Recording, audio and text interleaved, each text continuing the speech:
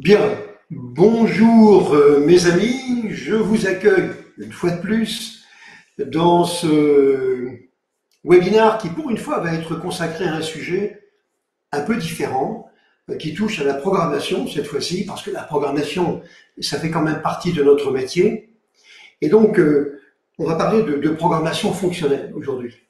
Alors encore une fois, comme je le montrerai dans quelques instants, donc il ne s'agit pas de faire un cours sur la programmation fonctionnelle, mais il s'agit quand même d'expliquer de quoi il s'agit, comment ça s'insère un peu dans le monde de la programmation, et puis surtout d'essayer de comprendre les grands principes qu'il y a derrière la programmation fonctionnelle. Alors si vous le voulez bien, je vais disparaître et je fais apparaître donc la présentation que je vous ai préparée. Bien. Donc, encore une fois, c'est un peu spécial aujourd'hui. On est vraiment dans le codage, sachant que même si c'est une pratique qui est de moins en moins fréquente maintenant dans les équipes informatiques et dans les TI, il y a quand même encore beaucoup d'entreprises qui programment. Alors, on va avoir des gens qui vont, le plus souvent, en général, c'est souvent plutôt des applications plutôt de type Internet ou intranet, des grosses applications centrales, c'est moins le cas maintenant. Moins le cas. Je ne dis pas que le métier de la programmation est un métier qui disparaît, mais quand même, disons qu'il est en train de basculer quand même vers, on va dire, des équipes professionnelles, des entreprises, des compagnies qui sont faites pour ça. Alors moi, je vais vous parler aujourd'hui de quelque chose qui m'a toujours étonné parce qu'on présente ça comme étant une tendance qui est nouvelle, ce qui n'est pas vrai du tout.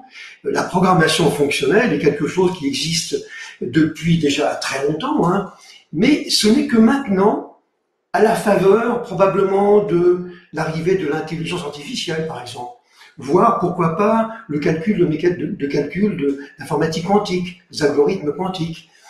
Et donc on se rend compte qu'il y a à côté ce que j'appellerais pas nécessairement un langage, mais plutôt des bonnes pratiques de programmation que l'on regroupe on va dire sous le terme de fonctionnel, mais en fait c'est plutôt des bonnes pratiques. Alors encore une fois, c'est pas un cours. Ce que je vais essayer de faire aujourd'hui, c'est simplement de dégager quels sont les concepts de programmation fonctionnelle, on va essayer de les expliquer. Alors, ne comptez pas sur moi pour entrer dans les polémiques, parce que les polémiques remplissent donc les sites internet, pour ceux qui se disent ça c'est du fonctionnel, ça c'est pas du fonctionnel, JavaScript c'est pas du fonctionnel. Bon, on va pas rentrer dans ces disons discussions-là, ça ne présente pas beaucoup d'intérêt. L'important ce n'est pas là, l'important c'est d'essayer de comprendre quand même quels sont les concepts qu'il y a derrière tout ça. Bon, d'autant plus que la tendance, on va dire assez générale aujourd'hui, c'est que on fait un peu la distinction entre deux natures de langage. Il y a des langages comme Haskell ou comme celui donc de l'université de Lausanne, donc Scala, qui sont vraiment des langages fonctionnels, qui sont uniquement basés sur ces principes-là. Bien, il y en a d'autres maintenant, c'est pas le cas. Ce sont des langages dans lesquels on incorpore des fonctions, des artefacts fonctionnels, mais sans pour autant renier l'origine. On peut très bien avoir un langage comme Java. Java, depuis Java 8, eh bien vous avez là-dedans des notions qui sont tout à fait fonctionnelles. De même avec C#. Donc on ne cherche pas à avoir l'étiquette de fonctionnel, simplement on prend des choses qui nous paraissent intéressantes. Alors vous voyez ici quel est donc le programme que je vais suivre. On va parler d'abord, parce qu'on fait souvent une référence quand on parle de langage fonctionnel, de la mouvance déclarative. Et c'est vrai que d'une certaine manière, il y a un rattachement à la mouvance déclarative. On va donner les grands principes. À la base de tout, évidemment, vous allez avoir les fonctions. Et on va donc énumérer et regarder à quoi correspondent chacun de ces, disons, éléments donc de type fonctionnel. C'est-à-dire la composabilité, ce qu'on appelle l'expressivité, c'est-à-dire les fonctions d'ordre supérieur. On parlera également des fonctions anonymes et fonctions lambda. Dans certains cas, on les mélange, dans d'autres cas, non. Moi, je vais présenter ça d'une manière un peu regroupée. Un aspect qui est très important en programmation fonctionnelle, ce sont les fonctions pures. On va en parler parce que c'est vraiment un principe clé, celui qui évite ce qu'on va appeler des effets de bord, c'est-à-dire dont le contenu, dont disons le comportement ne va pas être modifié par une variable dont la fonction n'aurait pas le contrôle. Mais on parlera d'une fonction pure pour laquelle tout se passe à l'intérieur d'une fonction. On parlera de purification, parce que ça, au fond, aussi d'application partielle, parce que ça, c'est l'idée du créateur d'ailleurs du langage Haskell, hein, de faire des fonctions extrêmement simples. Et c'est une façon, d'une certaine manière, donc d'assurer la pureté des fonctions. On parlera de transparence référentielle, d'immutabilité, quelque chose de fondamental, le fait que une variable ou une classe qui est dite immutable ne change jamais.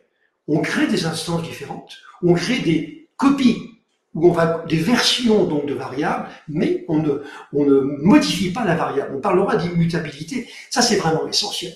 Les fonctions donc de première classe, qu'on appellera également la citoyenneté, hein, la récursivité, ça c'est plus connu, c'est le fait qu'une fonction est capable de s'appeler elle-même, mais on va retrouver ça également dans le monde fonctionnel. On parlera des closures, c'est la capacité qu'a une fonction de pouvoir accéder à des éléments en dehors donc de son périmètre, hein, ce qu'on va appeler son scope. Donc c'est effectivement très contradictoire avec la notion de pureté, mais on va retrouver donc les deux. On trouve les notions, alors d'autres idées sur lesquelles je passerai relativement rapidement. Et je terminerai par quoi? Il y a des gens qui sont hyper pour, des gens qui sont désespérément contre. Moi j'ai pas d'opinion, si ce n'est que l'expérience m'a appris que ça peut être une bonne manière de mieux programmer, d'écrire peut-être du code qui va être un peu plus court, qui va être plus robuste. Et ça, pour moi, c'est vraiment essentiel. Et donc, finalement, voilà, c'est ça qui m'intéresse. Maintenant, je suis ni pour ni contre, je ne vois que l'intérêt de la chose. Bien. Donc, on va rentrer maintenant dans le détail. D'abord, ce que je voulais rappeler, c'est que finalement, la programmation fonctionnelle, elle s'inscrit dans un immense univers de programmation, et je vous ai mis ici sur ce schéma, qui peut paraître un peu compliqué, un certain nombre de concepts. Alors certains se recouvrent légèrement. Là, par exemple, vous allez avoir la programmation orientée, la programmation parallèle ou concurrente. On voit un peu plus loin, c'est le fait de paralléliser donc des traitements, pour laquelle d'ailleurs la programmation fonctionnelle est très très adaptée. On parlera de programmation déclarative. Là encore, c'est un élément très proche de la programmation fonctionnelle. Également de programmation dynamique, de programmation par contrainte, de programmation orientée agent, de programmation réactive, de programmation pilotée par des événements ou pas pilotée par le temps, de programmation générique, programmation script, etc., etc. Vous avez à peu près une bonne vingtaine de contextes de programmation différents qui bien souvent d'ailleurs utilisent les mêmes constituants, on va dire les mêmes concepts, mais ce sont des univers qui sont différents et surtout qui s'appliquent à des applications qui ne sont donc pas les mêmes. Bien, ceci étant dit, pourquoi est-ce qu'on parle de mouvance déclarative? Alors, c'est un peu curieux d'ailleurs dans cette approche, parce que le principe de la programmation déclarative, c'est quoi? C'est que dans ce type de programmation, on dit ce que l'on veut obtenir, c'est-à-dire le quoi, mais on ne dit pas comment. Typiquement, c'est par exemple ce qu'on appellera également la programmation descriptive à expression réduite, c'est-à-dire HTML et SQL, qui sont des langages, SQL, langage de requête de base relationnelle, dans lesquels vous dites voilà ce que vous voulez obtenir, mais finalement vous ne dites pas du tout comment vous y prenez. Eh bien, la programmation déclarative ressemble un peu à la programmation fonctionnelle qui nous permet donc si je reprends en tout cas la définition qu'on a donnée dans Wikipédia qui me paraît bonne, c'est la création d'applications à l'aide de composants logiciels indépendants du contexte, ça sera fondamental en programmation fonctionnelle et qui ne comporte aucun état interne. Donc l'appel à ces composants avec les mêmes arguments produisent les mêmes résultats, quel que soit le contexte d'appel. On dit qu'on est sécurisé par rapport au comportement donc d'une fonction. D'autres formes donc de programmation donc déclarative, par exemple, on aura bien sûr la programmation fonctionnelle dont on va parler maintenant avec des langages tels que le langage Lisp, Scala donc de Lausanne, Haskell et puis aussi CML. Donc ça, ce sont vraiment des langages purs et durs qui se référencent donc à la programmation fonctionnelle. Mais on a également une autre forme de programmation déclarative qui est la programmation logique, pour laquelle les composants de l'application sont des relations logiques. Et typiquement, si vous le connaissez, vous avez un langage qui existe toujours maintenant, qui s'appelle Prolog, et qui fonctionne comme ça. Et puis on peut également parler de programmation par contrainte. Alors, c'est pas vital, on va pas en mourir si on l'oublie, mais bien souvent vous trouverez dans les références, on va dire dans la littérature, vous allez trouver donc ce contexte de programmation donc déclarative. Moi, c'est une première chose qu'il fallait donc signaler. Alors voilà, sur ce schéma, au fond, je vais insister après, hein, mais vous avez déjà une bonne partie de l'essentiel de ce dont je vais parler. Vous voyez, on va parler des fonctions pures, hein, des fonctions qui ne font intervenir des variables, qui ne font pas intervenir des variables qui se situent en dehors de son scope, mais on verra tout à l'heure que c'est pas toujours possible, et qu'il y a des choses pour lesquelles on peut pas, tout simplement. Hein, le cas, par exemple, des entrées-sorties. Les entrées-sorties nécessitent de faire appel à des variables qui sont en dehors du scope d'une fonction, et donc elles seront donc forcément impures. On parlera donc de transparence référentielle. C'est une caractéristique d'une fonction qui fournit le même résultat quel que soit le contexte, et qui doit donc être pur, et également déterministe, et je vous indiquerai dans un instant ce qu'est la notion donc de déterminisme. On parlera donc d'immutabilité, quelque chose vraiment de fondamental. On parlera donc des fonctions de langage, que j'ai dit tout à l'heure. Vous voyez, on retrouve un petit peu le schéma, on va dire le sommaire de ce que j'avais prévu, les fonctions de première classe, la récursivité, la composabilité, etc. Mais au moins l'avantage de ce schéma, c'est qu'il résume un petit peu la totalité donc de notre propos. Alors, la programmation, donc, c'est quoi? Et la programmation fonctionnelle, si elle s'appelle comme ça, c'est parce qu'elle est basée sur des fonctions. Hein, on vient de dire qu'elle appartient donc à la mouvance, donc de la mouvance déclarative, mais, et ça c'est un point fondamental, je pense que c'est plus un ensemble de bonnes pratiques, plus qu'un véritable langage. Même, c'est vrai, s'il y a des langages, je vous l'ai dit tout à l'heure, comme Scala ou Haskell, qui sont eux aussi inspirés d'un formalisme mathématique, et donc qui ont, on va dire, l'expression fonctionnelle, mais ce qui est vraiment intéressant là-dedans, et c'est ça qu'il faudrait que vous reteniez, c'est que il y a des ingrédients qui sont très pratiques en programmation, mais sans forcément se référer à la programmation fonctionnelle. C'est surtout ça. Alors, le gros intérêt, c'est d'améliorer la lisibilité et la robustesse du code. Quand vous avez des fonctions pour lesquelles vous pouvez prévoir le comportement, mais attendez, on est les rois du monde. Ça veut bien dire qu'on a un code qui est beaucoup plus robuste. On ne poursuit pas nécessairement l'amélioration des performances. C'est pas ça qui est vraiment fondamental. C'est plutôt, on veut dire, la lisibilité et la robustesse du code. Alors, tous les langages, hein, aujourd'hui modernes, hein, comportent donc des ingrédients fonctionnels, PHP par exemple, JavaScript évidemment, et comme je vous le disais tout à l'heure, je ne rentrerai pas dans la polémique pour savoir si ce sont ou non des langages fonctionnels. Comme je sais que vous êtes des historiens qui vous passionnez pour l'histoire donc de notre métier, je vous rappelle que on va dire cette mouvance fonctionnelle trouve ses origines en 1930. Ça fait près de 100 ans. Alors, quand j'entends des gens qui me disent c'est tout à fait nouveau, non, pas du tout. Disons que les principes remontent à 1930 et plus précisément dans les travaux d'un certain donc Alonzo Church qui avait imaginé un système formel qu'il avait appelé le lambda calcul et donc qui était fondé sur des fonctions. Et c'était la première fois où on faisait référence à la notion de récursivité.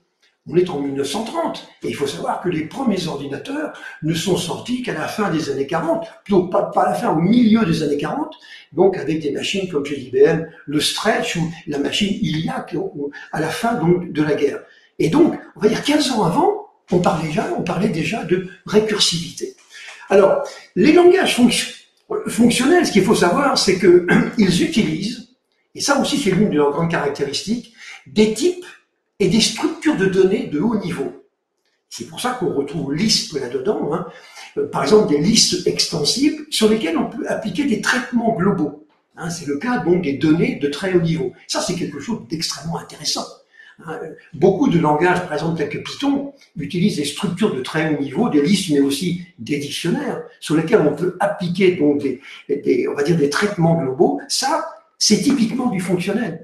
Vous voyez, je ne dis pas que Python est un langage fonctionnel, encore qu'il a beaucoup d'ingrédients qui le rapprochent, Mais en tout cas, c'est très pratique, hein, c'est vraiment extrêmement pratique. Bon, donc la concaténation, par exemple, de listes, hein, le tout en une seule ligne de code. Je vous dis, c'est très concentré. Et donc, le fait d'utiliser des structures de haut niveau me paraît une chose extrêmement intéressante.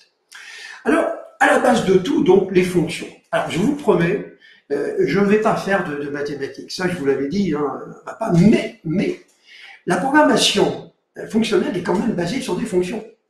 Contrairement à la programmation classique, qui elle est fondée sur le principe des machines à états. En fait, on fait évoluer la machine avec des états qui ne sont pas les mêmes. Et donc, la finalité de la programmation classique, c'est de faire évoluer les variables de la machine dans une série d'itérations. Là, c'est pas ça.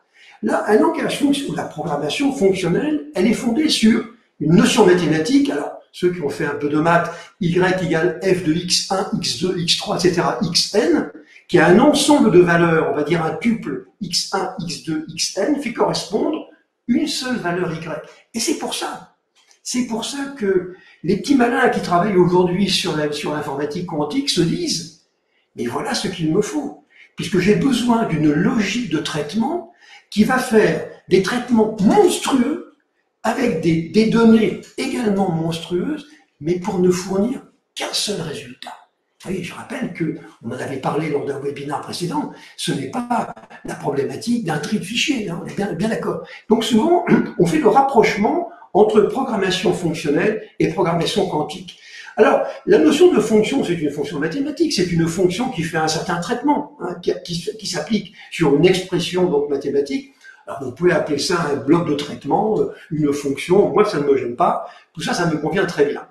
En programmation fonctionnelle, qui est donc basée sur des fonctions, le programme principal est considéré comme une fonction qui fait appel à d'autres fonctions, qui elles-mêmes font appel à d'autres fonctions.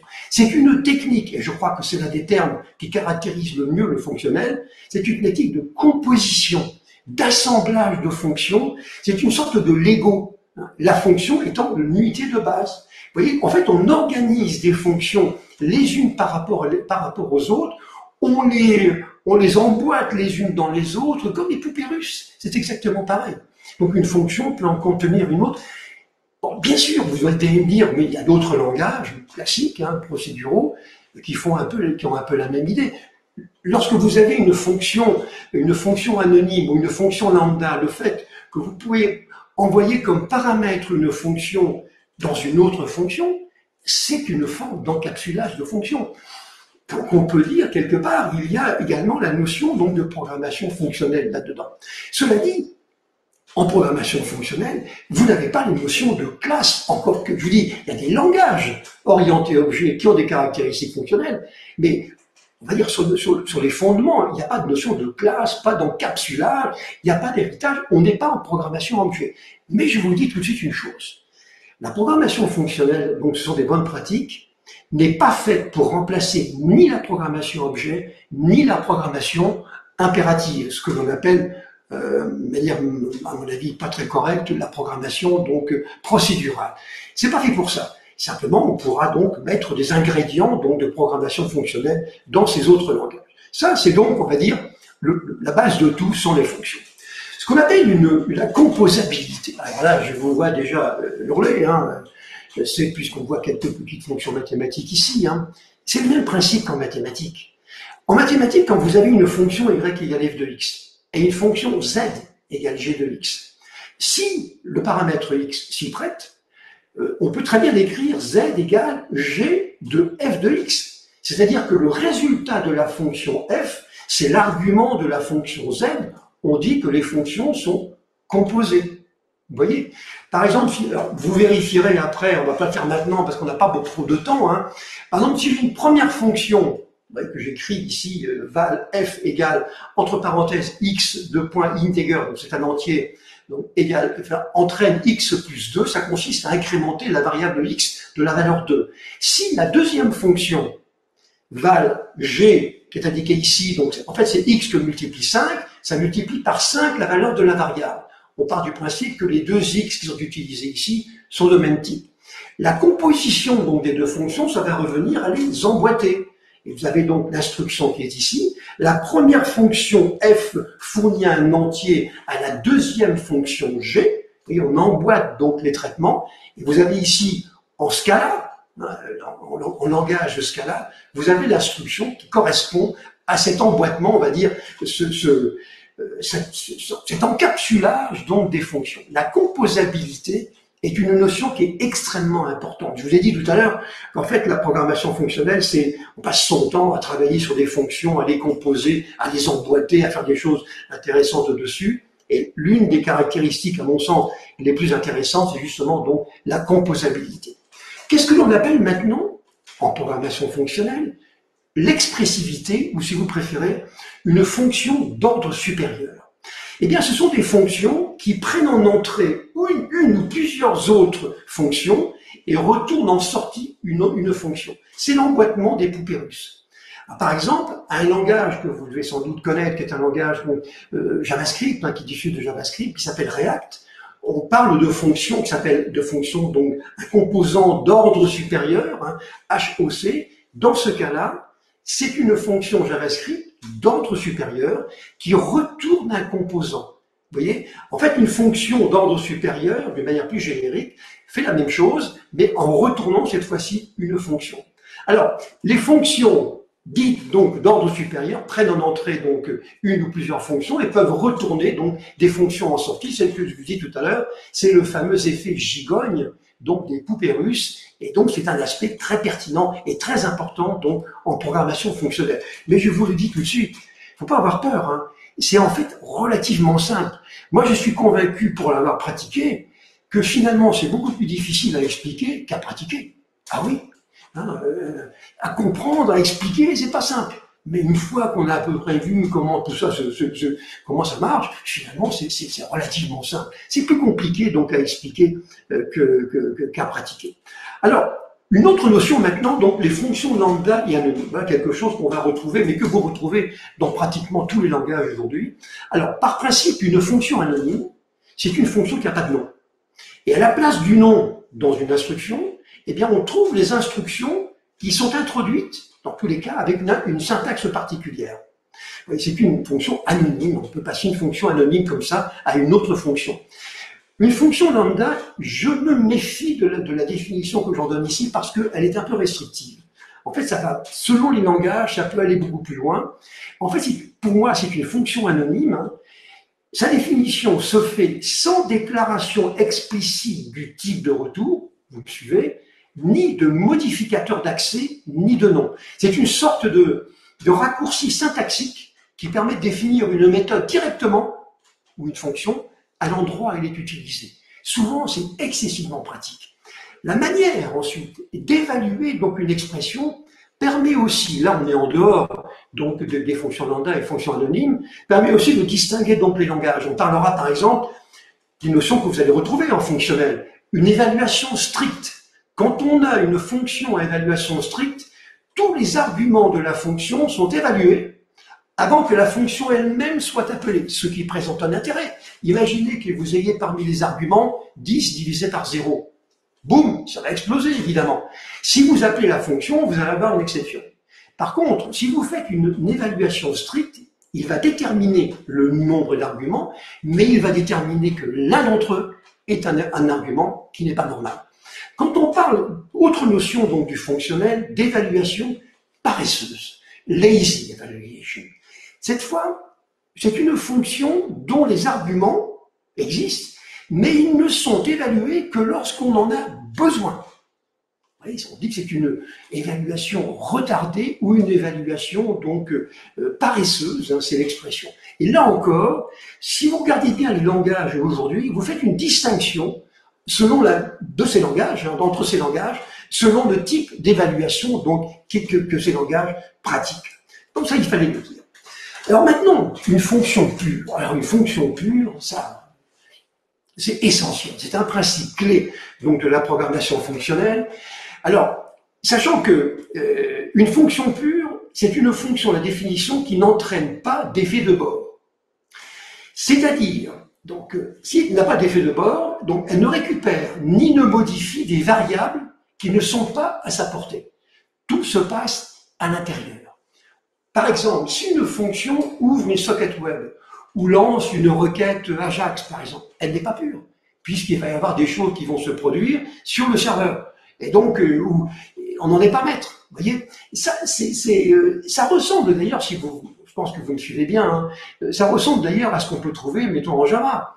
En Java, un programme pourra comporter plusieurs méthodes ou fonctions, et une variable pourrait être globale, donc définie de manière générique, et accédée par n'importe quelle méthode ou fonction, et une variable pourra être locale, lorsqu'elle n'existera que dans le corps de la méthode ou de la fonction. Vous voyez bien que cette distinction que vous trouvez en Java ou dans d'autres langages orientés objets, eh bien, correspond effectivement, cette distinction correspond donc à la pureté. Pour qu'une fonction soit pure, hein, il faut qu'elle soit prévisible. On doit connaître sa valeur de retour avant de l'exécuter. Alors ça, c'est vital. Une fonction pure doit prendre au moins un argument et retourner quelque chose. Bon. La pureté est absolue. Et il n'est pas possible, malheureusement, de ne coder qu'avec des fonctions pures, parce que c'est vraiment l'idéal. Mais l'objectif de la programmation fonctionnelle, et ça fait donc partie des bonnes pratiques, hein, est de minimiser justement les effets indésirables des fonctions qui ne le seraient pas impures. L'objectif que l'on va donc poursuivre dans l'apprentissage d'une programmation un peu intelligente, ça sera surtout de travailler avec des fonctions pures. Mais on ne pourra pas faire autrement. Et tout dépendra également de la conception.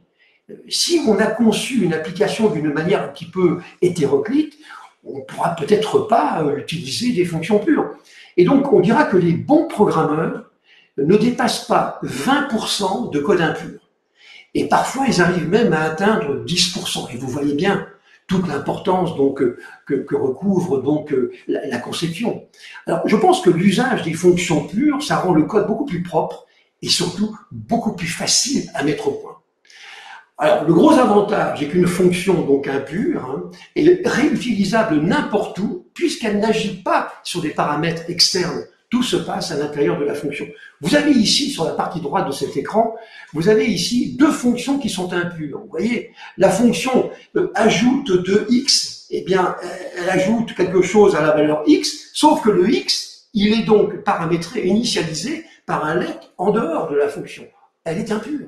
Pareil pour la deuxième fonction. Ce sont des fonctions impures et qui ne donneront donc pas le même résultat. On ne peut donc pas prévoir leur résultat parce qu'elles sont impures. Vous voyez, donc c'est une notion qui est vraiment essentielle et fondamentale dans ce codage un peu particulier.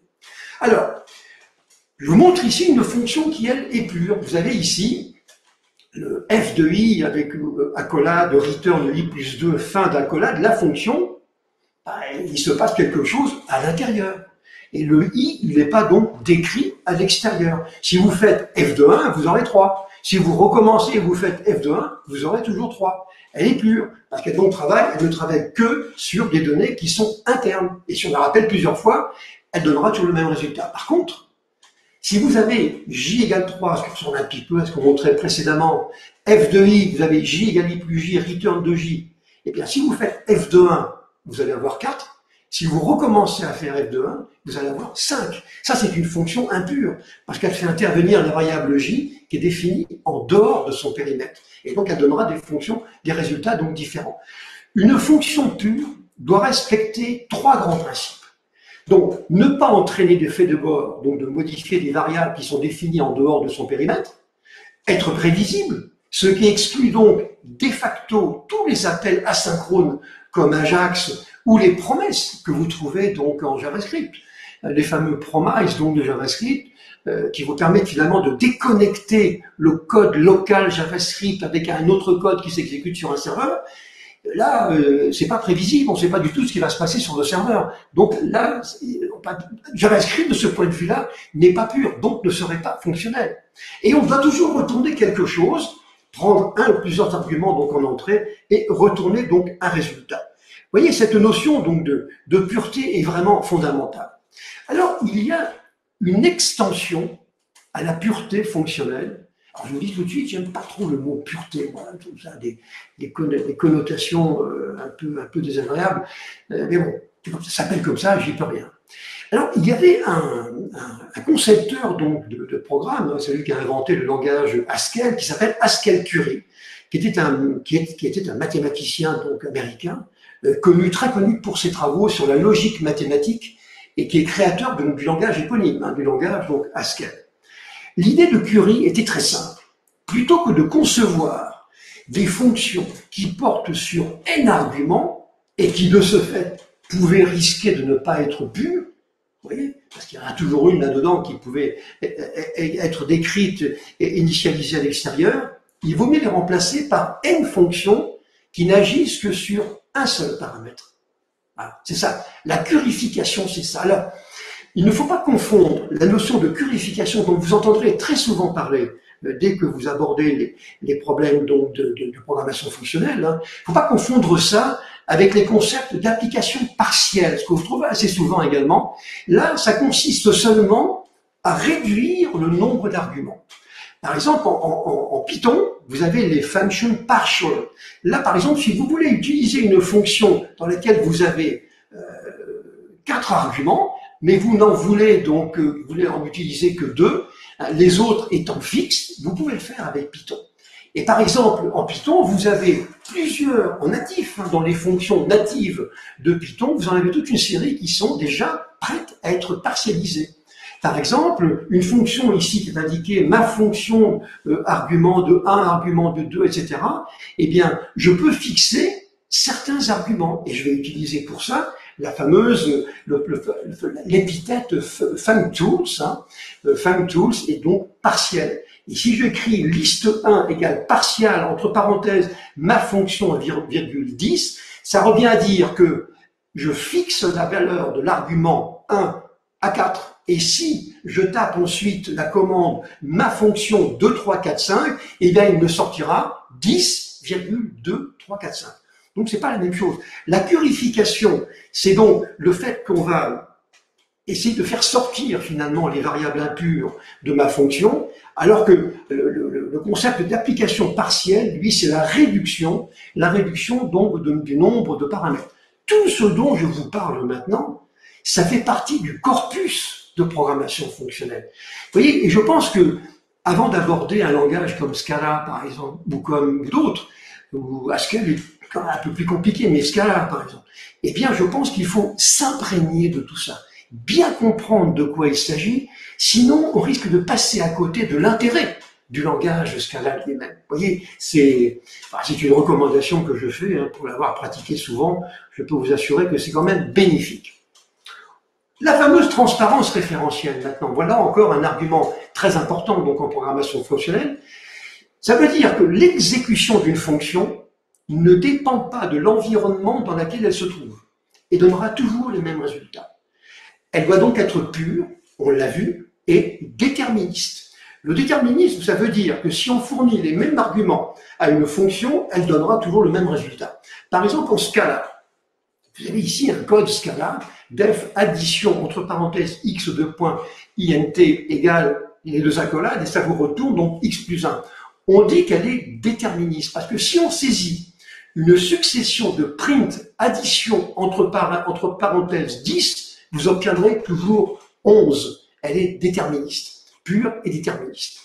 Quant à la fonction x égale 12, la fonction x égale 12, là vous voyez, impureté, def addition entre parenthèses égale, et vous avez donc l'expression donc de la fonction, elle n'est pas déterministe. Et faites-moi confiance, si vous saisissez l'instruction print addition entre parenthèses 2 fois de suite, vous obtiendrez successivement 13 et 14. Vous voyez, on voit bien le lien qu'il y a entre le déterminisme et les fonctions pures, parce que le non-déterminisme d'une fonction est lié au fait que x a été défini en dehors de la fonction. Il n'y a rien de compliqué là-dedans, je vous assure. Ce qu'il faut, c'est essayer de ne pas trop s'encombrer avec des néologismes mathématiques et compliqués, ou alors là, finalement, ça ne fait qu'obscurcir donc le paysage. Alors, l'immutabilité. Alors voilà un concept que vous ne pouvez pas ignorer. Je veux dire, ça fait partie donc vraiment des fondements de la programmation fonctionnelle. Alors, je pense qu'il était utile de rappeler la notion de variable. Tout ce qui est bizarre, c'est que avec l'immutabilité qui s'applique, mettons, à une variable, ça veut dire que la variable n'est pas variable. Alors, il faudrait savoir ce que l'on veut. Alors, je rappelle quand même la définition donc du mot variable qui vient du latin variabilis, qui veut dire changeant. Donc, une variable est dite immutable parce qu'elle n'est jamais modifiée. Dès lors qu'elle a été déclarée et initialisée, elle ne change jamais. Et bien évidemment, vous comprenez tous les obstacles que l'on pourrait avoir après si on veut faire de la programmation de type impératif sur une machine à état, évidemment. La grande différence avec les langages classiques, donc, est que si on modifie une variable, on va en créer une autre version et on ne touche pas à la première. Avantage, pas d'effet de bord. Comme vous ne pouvez pas le faire, il n'y aura pas d'effet de bord. On peut également parler de classes ou d'objets immutables. Cette fois-ci, on étend le concept à toutes les variables qui peuvent être exportées ou visibles de l'extérieur, les autres devant être privées. Un objet immutable, au sens programmation objet, est donc un objet dont les paramètres exportés ou visibles, comme en Java par exemple, via un modificateur d'accès ou indirect, public, protégé, privé, ne peuvent pas être modifiés après leur création. Alors vous voyez, c'est quand même très... À partir du moment où l'objet a été instancié, il a donc un certain nombre de valeurs, eh bien, ces différents paramètres, caractéristiques, on appelle ça comme on veut, eh bien, on ne pourra plus les modifier après leur création. Le qualificatif, donc, on va dire, d'objet donc immutable, correspond donc à ça. Le gros avantage de tout ça, vous le voyez bien, c'est que, eh bien, on n'est plus perturbé dans un fonctionnement parallèle par des threads, par exemple, concurrents. Les threads vont s'exécuter indépendamment les uns des autres et il n'y aura pas d'interférence entre plusieurs threads. Et c'est d'ailleurs pourquoi que l'on va dire que la programmation fonctionnelle est particulièrement bien adaptée à la programmation concurrente et la programmation parallèle.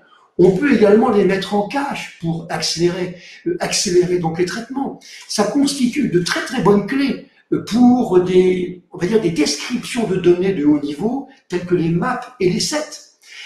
Il n'est pas nécessaire pour des questions de sécurité d'en faire des copies, ce qu'on appelle des copies défensives, pour parer à toute éventualité. Et donc, tout ça c'est quand même très avantageux. Et l'un des usages que l'on pourrait avoir en programmation orientée-objet de cette immutabilité, ça peut être par exemple de définir des types abstraits de données, une sorte de collection par exemple, dans laquelle on pourrait prévoir des éléments de nature différente. Je sais bien, vous allez me dire, on trouve ça dans beaucoup de langages, mais la genèse de l'affaire, c'est ça, c'est l'immutabilité qui est directement donc connectée à la notion donc de programmation fonctionnelle. Alors, on peut transformer une classe normale en immutable. Bien. Alors, la plupart des langages aujourd'hui donc ont des dispositions qui permettent de le faire pour transformer une classe de cette manière-là. Alors ça revient donc à prévoir des mécanismes pour créer une nouvelle instance dès lors qu'un paramètre de la classe ou de l'objet donc a changé. Toute modification d'une classe entraînera la création d'une nouvelle instance. Tout comme dans un langage procédural créera une nouvelle version de chacune des variables modifiées. Je ne vous ai pas dit que c'est incompatible avec du C. Qu'est-ce qui vous empêcherait d'appliquer des principes d'immutabilité sur une variable? Si vous décidez qu'on ne peut pas modifier une variable, eh bien, très bien, vous ne la modifierez pas. Vous faites de l'immutabilité dans le langage C. Moi, je suis très ouvert. Alors, pour ce cas-là, on peut illustrer cette organisation. Ici, vous avez donc un exemple donc, de code, case, class, point, avec def, les déplacements en abscisse et déplacements en ordonnée. Ça, c'est donc une classe qui est immutable. Les fonctions, comme vous regarderez bien, déplacement abscisse et déplacement ordonné, créent chacune une nouvelle instance de la classe point grâce à un copy. Vous le voyez, le copy dans ces instructions. En fait, vous créez bien des nouvelles instances donc de ces éléments et vous créez donc une nouvelle classe. De cette manière, si vous les données X et Y qu'on décrirait en Java avec un file, car au fond c'est ça, elles ne sont pas modifiées et le principe donc d'immutabilité est respecté. Alors puisque je viens d'évoquer le cas donc de Java, eh bien, c'est quoi l'immutabilité en Java finalement? Ils n'ont pas attendu, enfin, ils n'ont pas cherché à se décrire comme un langage fonctionnel, mais on trouve déjà des notions d'immutabilité en Java. Un élément en Java, une variable, est immutable si sa valeur ne change jamais. On est bien là. En Java, un élément immutable est doté du qualificatif final.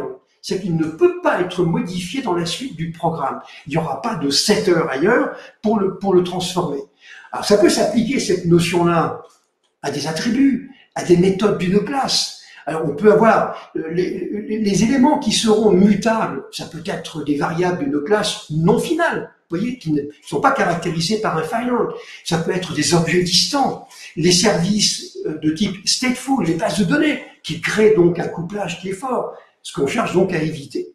Tout à l'heure, je ne l'ai pas dit, mais j'aurais dû le signaler, c'est que finalement, les notions de fonctions pures, les notions, donc vous voyez, toutes ces fonctions donc de programmation fonctionnelle ont un énorme avantage.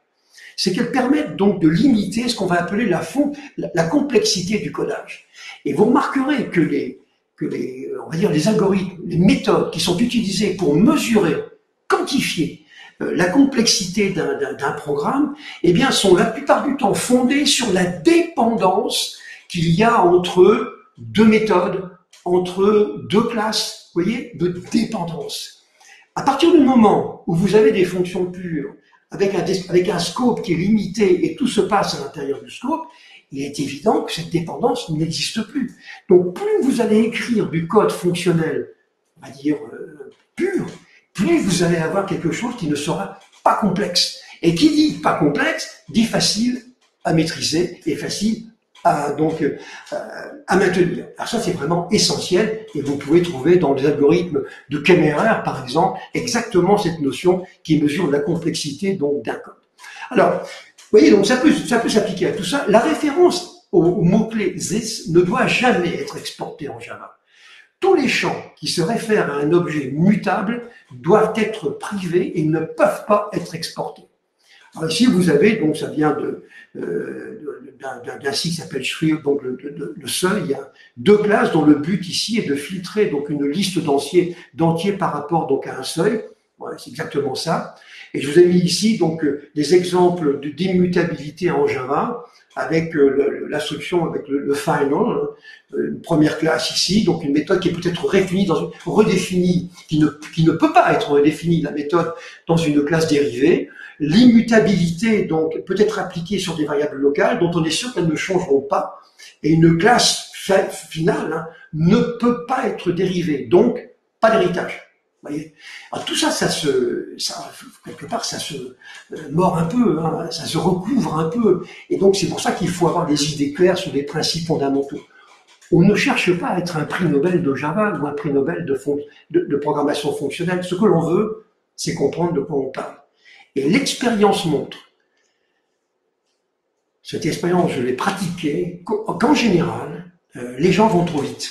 Les gens vont trop vite, ils se précipitent déjà sur le codage, où je mets le point-virgule, et ne cherchent pas à comprendre véritablement l'essence de ce qu'il y a là-dedans. Je vous garantis que si, après cette présentation, vous vous dites, tiens, c'est intéressant ce machin-là, et que vous commencez à regarder d'un petit peu plus près, dans votre, on va dire, contexte de programmation, PHP ou autre, hein, vous vous dites, tiens, ces concepts-là, est-ce qu'ils existent ou pas? Eh bien, je vous garantis que vous serez meilleur après qu'avant.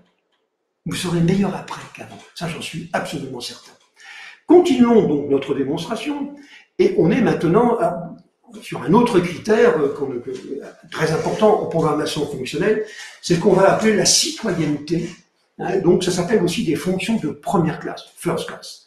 Alors, on dit qu'une fonction est de première classe quand on peut la traiter comme n'importe quelle variable.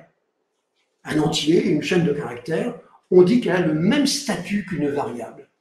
Alors on peut la transmettre en tant qu'argument, donc à d'autres fonctions, ça on l'a déjà indiqué, elle peut être retournée par une autre fonction, et elle peut être affectée en tant que valeur à une variable. Bon.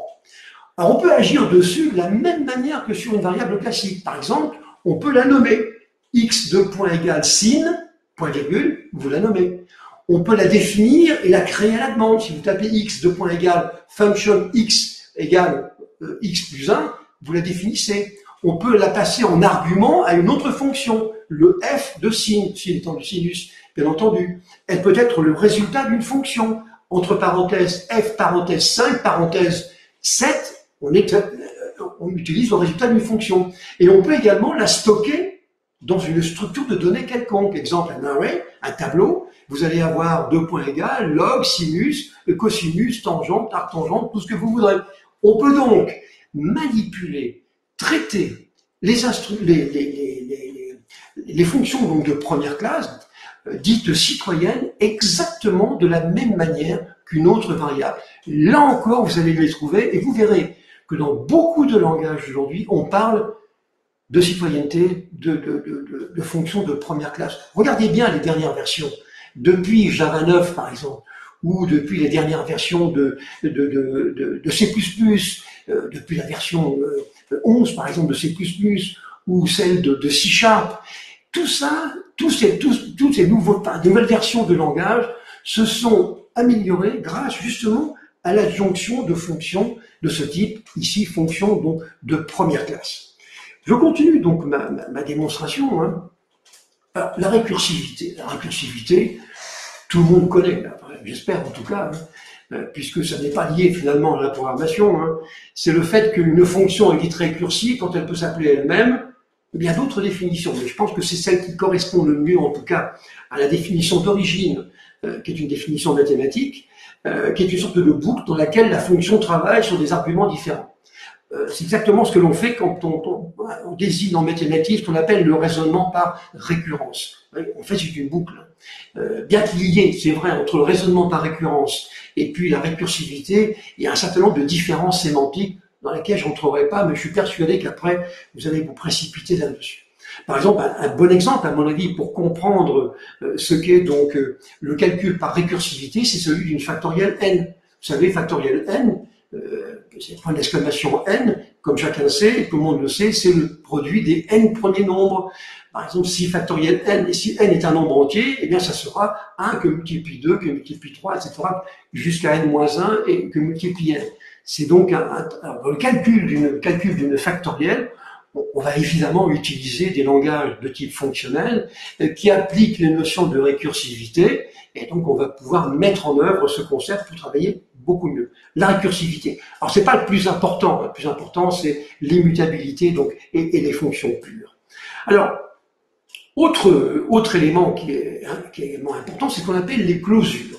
Alors les clausures, vous allez les trouver dans beaucoup de langages, hein, donc c'est pas simplement donc des langages fonctionnels. Alors, une fermeture ou une clausure, c'est une fonction qui accède à des variables qui se situent donc en dehors de son contexte local, ce qu'on appelle donc le scope. Hein. C'est le cas lorsqu'on intègre une fonction A dans une fonction B et que la fonction A accède aux variables de B. On dit que la fonction, elle est accompagnée de son environnement local, qui est constitué donc de l'ensemble des variables non locales qu'elle capture par valeur ou par référence. Et là, on fait bien entendu référence à l'objet, puisqu'on peut toujours travailler par référence, hein, ou alors par valeur, hein, directement. Moi, je recommande toujours de travailler par référence, mais après tout, on peut travailler comme on le souhaite. Une clausure peut être passée en argument d'une fonction dans l'environnement où elle a été créée, et on parlera de passage vers le bas. Ou alors, on peut la renvoyer comme valeur de retour, et on parlera cette fois-ci d'un passage vers le haut. Vous pourrez approfondir, vous allez voir, c'est exactement ça. Donc, les clausures, on les trouve un peu partout maintenant. Mais encore faut-il en avoir une bonne compréhension et une bonne définition. Alors, je vous ai donné à peu près tous les ingrédients qu'il faut connaître. Hein. Alors, ce sera plus ou moins développé selon que vous allez sur des langages comme Haskell ou comme Scala ou Java, etc. Donc, vous avez bien vu qu'on fait bien la distinction entre deux natures on va dire, de langage.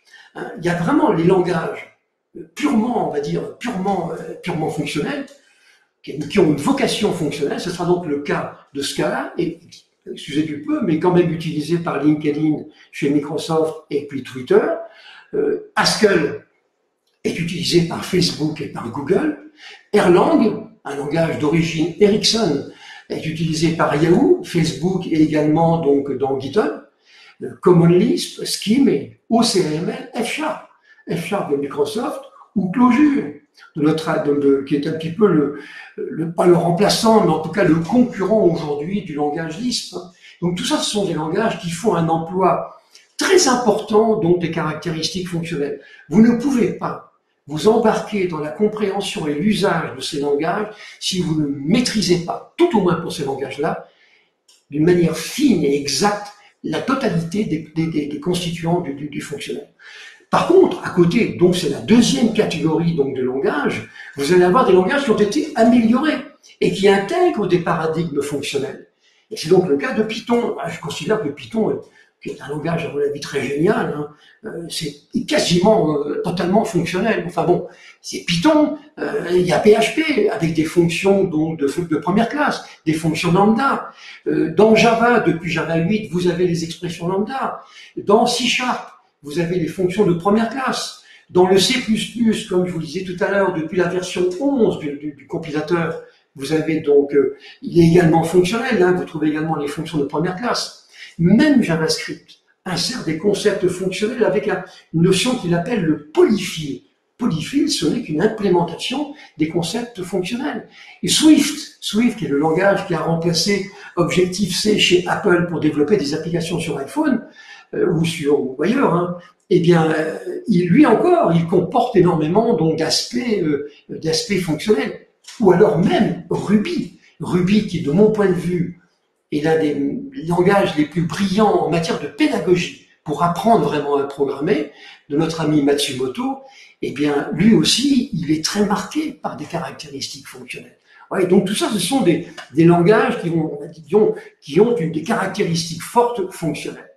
Alors maintenant, c'est toujours pareil, il y a des gens qui sont d'accord et des gens qui ne sont pas d'accord. Alors, moi, je vous l'ai dit tout à l'heure, je suis ni pour ni contre. Ce qui m'intéresse, c'est de sortir du code qui soit le plus agréable possible et le mieux fagoté possible. Alors, que nous disent ceux qui sont pour et que nous disent ceux qui sont contre? En gros, c'est ça qu'il faut donc avoir en tête. Les pour, c'est l'abstraction des concepts. En utilisant des fonctions pures, on cache la complexité des problèmes parce que c'est plus simple. Et en cas de difficulté, on peut facilement cibler les fonctions coupables, celles qu'il faut corriger. D'où une maintenance qui est donc fortement simplifiée. Reconnaissez quand même que c'est un argument qui est fondamental. Alors on n'est peut-être pas obligé d'aller jusqu'au bout et de la purification, d'avoir qu'un seul argument par fonction, mais quand même, utiliser les concepts de pureté et peut-être d'immutabilité, je vous assure, ça va vous garantir et vous simplifier votre maintenance. On dit également, et ça j'ai dit plusieurs fois, que la programmation fonctionnelle, elle est faite pour le traitement parallèle, donc concurrent. Et je pense qu'aucun langage aujourd'hui n'arrive aux chevilles d'un langage fonctionnel pour ça. Parce que déjà, c'est pas simple d'imaginer donc une application qui soit parallélisable, pas évident. Disons qu'une tâche ne doit pas dépendre d'une autre tâche, donc c'est pas simple. Et heureusement, on a des compilateurs pour ça. Mais en plus, si vous avez des langages qui ne sont pas adaptés à la chose, eh bien, ça sera quand même pas une très bonne idée. Vous avez par exemple en Visual Basic VB de chez Microsoft, vous avez un composant qui s'appelle thread. Mais disons VB, a priori, n'a pas de caractéristiques fonctionnelles et vous pouvez faire n'importe quoi avec ça. Donc il faut quand même faire attention. Le fait d'avoir un langage qui soit plutôt orienté vers ce genre de choses avec la non-dépendance, donc des tâches qui vont s'exécuter en parallèle, c'est quand même fondamental. Ce que l'on constate également, et je vous assure que c'est vrai, avec des développeurs qui sont habitués aux mécanismes fonctionnels, et j'espère vous convaincre, le temps de codage est réduit d'une manière significative. Vous voyez, l'avantage également, donc, présenté par ceux qui sont très pour, c'est les mécanismes d'évaluation paresseuse, les mécanismes de fonctions imbriquées, et la programmation fonctionnelle est très bien adaptée aux nouveaux domaines tels que l'intelligence artificielle, bien sûr, et puis les nouvelles applications d'aujourd'hui. Et ça vous donne un code que je vous garantis est plus court, plus simple, donc qui finalement va vous coûter moins cher, et vous n'allez pas faire des crises de nerfs pour retrouver ce que a bien voulu faire donc le programmeur lorsqu'il a écrit son code. Alors maintenant, il y a les contres. Alors déjà, il y a les contres par principe, ils sont contre tout de toute façon. qui n'ont pas été regardés ce qu'il y avait dans le fonctionnel, mais qui sont contre a priori. Alors ils disent, c'est vrai, ils n'ont pas tout à fait tort, surtout, hein, ils disent que la programmation fonctionnelle n'est pas à l'aise avec les entrées-sorties, parce qu'elles entraînent fatalement donc des effets de bord. Alors l'idéal serait de traiter donc séparément ces aspects d'entrée-sortie du reste des programmes avec des langages donc différents. Je considère que c'est un langage, un reproche en tout cas qui est recevable. Inconvénient aussi, souvent présenté comme un avantage, hein, je l'ai dit tout à l'heure, c'est la récursivité. Parce que la récursivité est extrêmement gourmande en ressources, en particulier en mémoire. Et pour éviter cette dérive, il peut y avoir des solutions qui vont induire d'optimiser les compilateurs ou de réécrire la récursivité d'une manière spécifique. Méfiez-vous. C'est pas un long fleuve tranquille, c'est quelque chose qui peut poser des problèmes. Et donc, là, c'est un inconvénient. On ne peut pas dire que ça soit faux. Cela dit, aujourd'hui, il faut connaître quand même que les ressources sont quand même extrêmement importantes. Donc, on ne peut pas dire que ça sera vraiment un argument fondamental. Mais quand même, il est recevable. Alors, aussi, autre chose, c'est que les développeurs lui reprochent souvent son formalisme mathématique. Écoutez, depuis tout à l'heure, à part y égale f de x et y égale g de x, les seules choses que je vais montrer, ce sont des instructions. En ce cas-là, en Python ou autre. Mais j'ai pas mis des mathématiques. C'est facile de se protéger derrière les mathématiques. On peut très bien présenter les concepts de programmation fonctionnelle avec des mathématiques partout et personne ne va rien comprendre. Et si on ne comprend pas, on ne pourra pas les appliquer. Donc on ne sera pas plus efficace. Alors souvent, les gens lui reprochent son formalisme mathématique. Et moi, je vous l'ai dit, hein, en fait, il ne faut pas faire ça. Il faut se poser la question, il faut s'obliger à essayer d'expliquer le plus simplement possible, parce qu'encore une fois, la programmation fonctionnelle est plus simple à utiliser dans le codage qu'à expliquer. Et alors, reproche suprême, on nous dit, le fonctionnel n'est pas adapté au traitement itératif aux machines à état. C'est vrai, je dis pas le contraire. C'est vrai que les machines donc, ne se comportent pas en fonctionnel, ne correspondent pas donc à un comportement fonctionnel. C'est vrai qu'on travaille sur des machines à état. Et là, la programmation fonctionnelle n'est pas exploitable. Mais encore une fois, je ne cherche pas à tout faire avec la programmation fonctionnelle. Depuis le début, tout à l'heure, je me contente de dire il y a des ingrédients dans le codage fonctionnel qui sont très utiles. J'ai pas dit que j'allais tout développer avec ça. Et donc, c'est ce que j'ai mis en grand ici. La programmation fonctionnelle n'a pas pour vocation de remplacer l'objet, ni l'impératif. Vous allez simplement utiliser des artefacts qui seront dedans, qui vont être utiles dans votre propre codage, que ce soit en PHP, que ce soit en autre chose, hein, et ça sera simplement une question de circonstance. Et donc, en tout cas, ce que j'essayais de faire, en tout cas, c'est de ne pas faire peur. Souvent, quand on parle de programmation fonctionnelle, oh là là, fonction mathématique, y égale f de x, c'est encore un truc tordu pour des gens qui ont un cerveau pas fait comme les autres. Mais c'est pas vrai. C'est vraiment du codage, des méthodes de codage, des bonnes pratiques de codage. Vous voyez, ce n'est pas autre chose que ça. En tout cas, c'est ce que j'ai voulu vous démontrer dans cette présentation. Hein.